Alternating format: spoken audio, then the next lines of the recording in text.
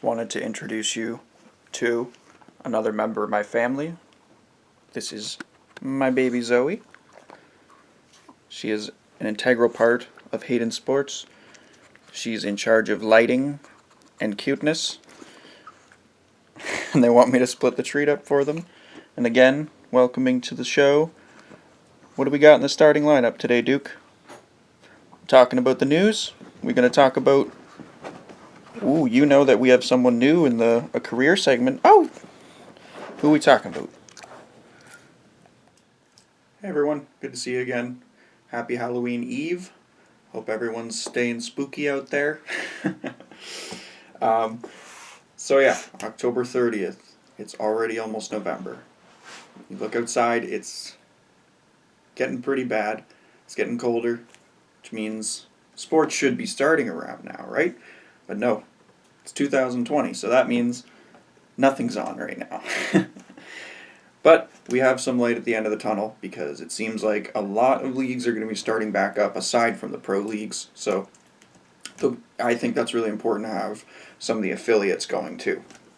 But we're going to get right into some of the news, and there's quite a bit in each sport. So we'll go over everything except basketball today because I want to leave that for another day. And the news for basketball is basically just dispute over their start date. So I'm going to stick to some baseball and hockey today. All right.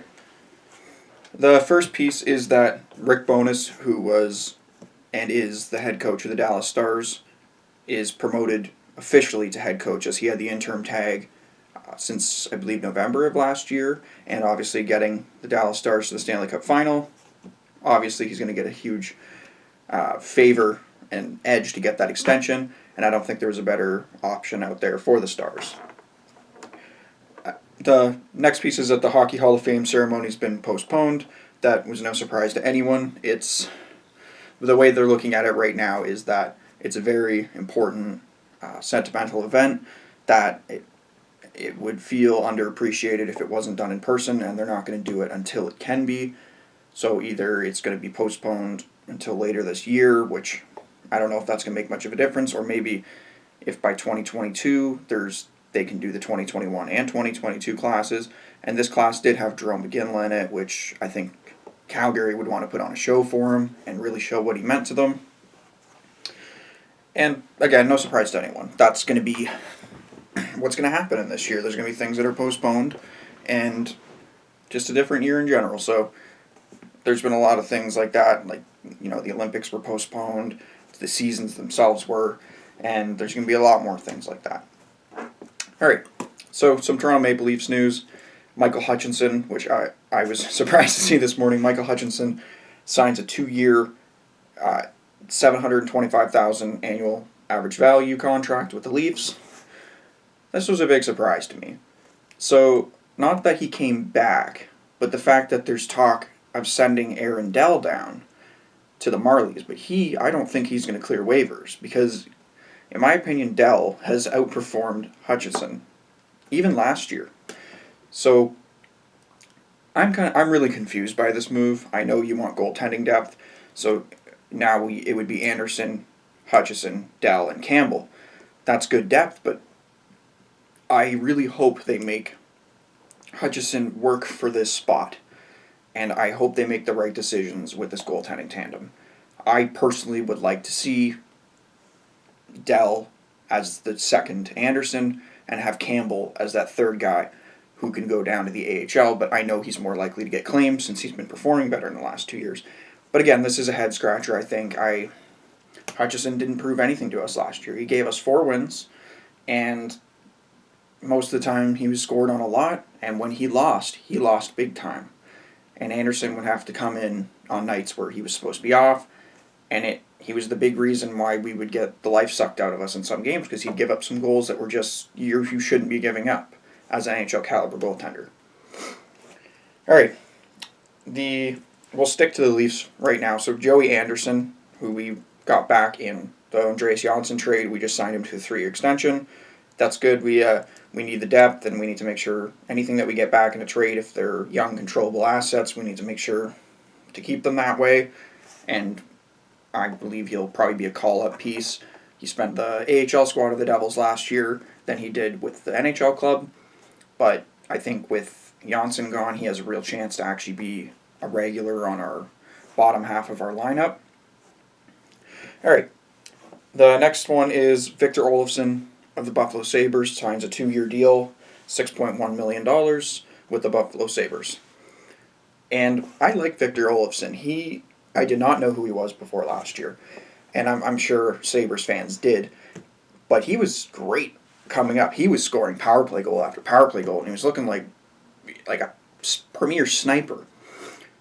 And he was scoring. He was basically the thing keeping the Buffalo Sabres going, I think. A really big part of it, him and Eichel.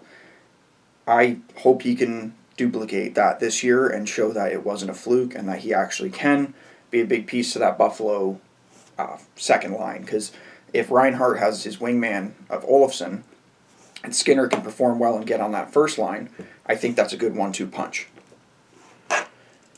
Moving on to Tampa Bay, Pat Maroon, who just won the Stanley Cup with them, signs a 2-year extension with the Lightning. And although he wasn't as big of a piece in the playoffs this year as he was with the St. Louis Blues, he still deserves that extension. Back-to-back Stanley Cups, that knowing what it takes to grind through to the final 2 years in a row and win twice in a row. Although he had that coming home story, and with his son last year with St. Louis, he was given a lot of the limelight, and I think he really played his heart out and was given more of an opportunity because a lot of who he was playing with and below him in the depth chart of the St. Louis Blues wasn't as established, so he had that opportunity to fulfill that coming home to St. Louis story, and he deserves this extension. I really think and if Tampa Bay doesn't want him by the end of the season, he'll easily get taken away as a rental that has a year of control after that.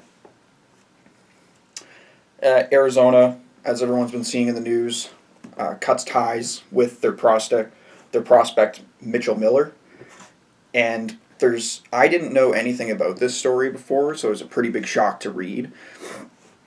But basically, it was terrible what he did. He was, I know a lot of people saying he was 14 years old, but he was bullying and really mistreating a disabled child, and he was a minority from what I read. I don't know exactly where he was from or anything, or if what country he was from, but he was disabled, and he was making his life hell. So that's what I heard from it when he was in school with him, and obviously the Coyotes found out this information and they renounced their rights to him, and that's the thing is a lot of people can come up and apologize and everything, but you're looking, 14 years old and everything, maybe that's just who he was, and maybe that's who he still is, but I don't know if that's going to be it for him NHL chance-wise. I know he wasn't in the NHL, but is any team going to approach him and try to sign him as a free agent? It would be a horrible look publicity-wise, knowing what they know now, but maybe he'll find a career elsewhere. So we're going to talk about the Blue Jays right now. They declined their option for Chase Anderson, who was, you call him the fourth or fifth pitcher in a rotation. So they declined the option for him. It was a club option, not a player option, so it was up to the Blue Jays if they wanted to pick it up and pay him, but they don't.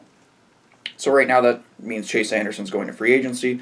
Whether that, and what we've seen in the past in other sports, in baseball, is a player will opt out, but that's a player option. So they might be trying to restructure their contract, which happened with Steven Strasburg. Everyone thought he was going to free agency, and he gets paid big time. I think he's genuinely going to go to free agency. I think he just sees that he could be a little higher up in a rotation on a different team or valued a little bit better. I think he was good this year, but with Nate Pearson coming up, maybe filling out that rotation for the Jays, there might not be as much room for him as there was this year. And the last piece of MLB news, AJ Hinch, the former manager of the Houston Astros, who was suspended for a year from baseball and being affiliated with baseball, just signed a multi-year contract with the Detroit Tigers. So it took a team. I'm not surprised it's the Tigers. I think they look and say he has a lot of good experience aside from the cheating. maybe he can help out the young team, and I'm not surprised that he didn't get hired by a top-tier organization. He's going to have to start from the bottom and work his way back up. And I think he has the ability to do that. I'm not counting Hinch out from having a successful managerial career from here on out, but he's going to have to earn his respect again, as do all the players who are affiliated with that, and all the managers, including anyone who didn't come forward or did, or who has been found out, or who will be found out and they're part of it. Any job prospects going forward are going to be difficult, and if he is truly sorry, like he showed, he was willing to sit in front of the camera and take the blame and everything, maybe that was part of it, and maybe he was asked to explain his actions again to the Tigers. But again, you're going to be on a pretty bad team. This isn't the Houston Astros anymore. This isn't the LA Dodgers. You got to earn your respect again. All right, that's it for what we're talking about everything that's going on in sports right now. Obviously, no games. It's the off season. So what I did, I couldn't decide on a player to do another career breakdown. So what I decided to do, I decided to take my pack of hockey cards, just part of it, and just flip through it randomly, and I pulled out Nikita Kucherov. A lot of players were popping into mind, but I thought it would just be better just to do it randomly. So my next career segment is going to be about Nikita Kucherov, and I'm excited to do it. It's going to be a great video because he has a lot of ties to overseas, and he played for the Quebec Ramparts, and he won a Stanley Cup recently, and he's had so many ups and downs, and it's going to be a really awesome, I think, a career to do. And on that, thanks to everyone who has watched the Marc-Andre Fleury, the first career that I've done. It's got a great turnout, and if you guys could just leave some comments, just give me some feedback, I'd really appreciate it. Comment below just names of who you want to hear, and I'll talk about them just so I don't have to go through a hockey card pack.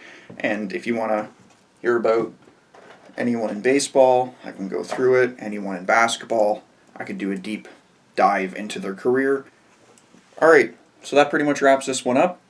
I hope you guys are enjoying the off season as much as you possibly can. Just look forward to that NBA start date and try to keep in the loop with what's going on. I know I will be. So, again, thanks to everyone who's come by, supported me. It's meant a lot. These last few videos have been getting a lot more exposure and a lot more likes, and I really appreciate it. And anyone who comes by just browsing, please consider dropping a like, comment, subscribe. It means the world to me. And I think I'll just leave it at that for now. You guys enjoy your night, enjoy your week, and I'll see you tomorrow. We're talking about Nikita Kucherov.